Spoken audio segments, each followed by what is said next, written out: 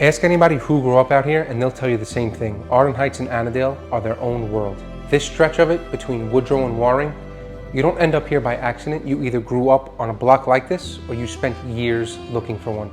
And the people who live here, they stay decades, generations. It's just how it goes in this neighborhood. 19 Shotwell Avenue is a two-family that the owners actually put themselves into. It's fully updated. Both units are move-in ready. Nothing about it feels like a flip or a fast cosmetic job. You walk through it and you can tell this is a home that someone or a family lived in and loved. And then you see the lot, 25 wide by 143 deep. That's real depth. It's a real backyard.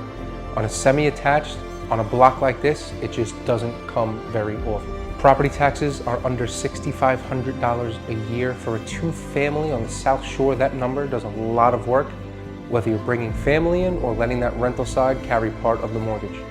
You're minutes from the highway, minutes from the bridge, walking distance to parks, shopping, quiet block, full access to everything. 19 Shotwell Avenue, offered at $899,000, listed by Joseph Ranola, team leader of the Bridge and Boro team at Real Broker.